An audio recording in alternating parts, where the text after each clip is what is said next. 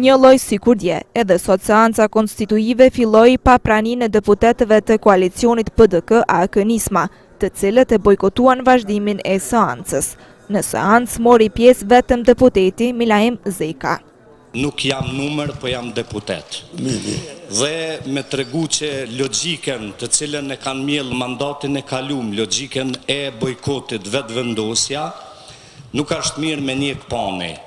Jam plotësisht dakord që ky shtet është i kapun shumë, edhe duhet mu qkap, por megjithatë ka ardhur momenti që na duhet mu ul me bisedu me zhblloku proceset. Ndërkohë deputeti nga radhët e lëvizjes vetëvendosje Glauko Njufca tha se pani nuk i ka numrat për kandidatin e tyre për kryetar të kuvendit. Pra ju takon atyre që ta paraqesin kandidatin për kryetar të ardhshëm të Kuvendit të Republikës Kosovës, i kërkuan 2 orë shtesë në seancën e ndjeshme, por nuk erdhen vetë as pas 3 orësh.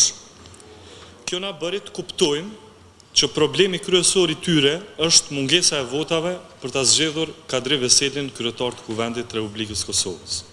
Ndërsa deputeti i LDK-s Abdullah Hoti shprehu keqardhje që kuvendi po mblidhet për të tretën herë për të njëjtën arsye, formimin e institucioneve të Kosovës. Pres që herën tjetër kur do që caktohet ky seancë, të shohim ta në sallë, të japim propozimet e tyre. Qëndrimet politike kemi të qarta si koalicion, kënd votojmë dhe kënd se votojmë.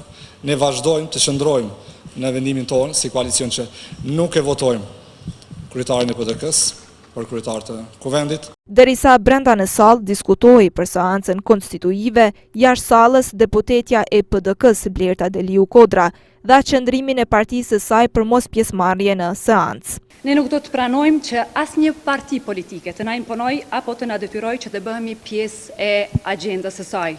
Ne na vjen keq që kryesuesi i seancës konstituive të instrumentalizohej politikisht nga partia e tij, duke mos u dëshmuar në lartësinë e detyrës për të cilën është përcaktuar.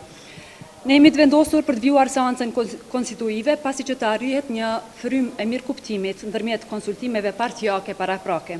Me gjithë diskutimet, u vendos që seanca të ndërpritet dhe që në ora 12 të ketë një takim midis kryesuesit dhe përfaqësuesve të grupeve parlamentare. Ky propozim erdhi nga deputeti i LDK-s Arben Gashi. Po mendoj që ju ta luni rolin e kryetarit të seancës duke konsultuar me grupet parlamentare dhe propozoj që në orën 12 ju të thirrni gjitha grupet parlamentare, jo vetëm grupet e LDK-s, AK-s, Alternativës dhe Vetëvendosjes, po gjitha grupet parlamentare në ora 12 dhe nga ajo mbledhje të dilin me një propozim për seancën brenda ditës sotme. Me këtë propozim u pajtua kryesuesi Mikullovci, por kërkoi konsultim me shefin e tij, Glauko Njufca. Mu propozimi po m'pëlqen, por prap unë du mu konsultu me Glaukon me shefin tem. Unë jam amater këtu, falë. Edhe me Abdullah, u morën vesh për të presim seancën e vazhdojmë për të mirë vesh grupet që bisedojnë. Pas ndërprerjes së seancës, deputeti i LDK-s Armen Zemaj komentoi mos pjesëmarrjen e koalicionit PAN në seancë. Bojkoti nga koalicioni PAN dhe grupet minoritare e pamundësoi të drejtën kushtetuese që sot zgjidhet kryetari i kuvendit. Është më së evidente që koalicioni PAN nuk e ka mundësinë që e vetme të krijojë institucionet. Sa i përket votimit të Veselit për kryetar të kuvendit, kryetari i AKR-s, deputeti Bexhet Pacolli, tha se do të veproj ashtu siç vendosin së bashku me partnerët e koalicionit që i takon, ndërkohë që propozoi formimin e një qeverie gjithëpërfshirëse. Nuk ka asnjë vendim nga LDK-ja si do të vendos, a do të votojnë zotin Veseli apo jo. Duke se është logjike, është një qeveri gjithëpërfshirëse e gjitha partive parlamentare shqiptare.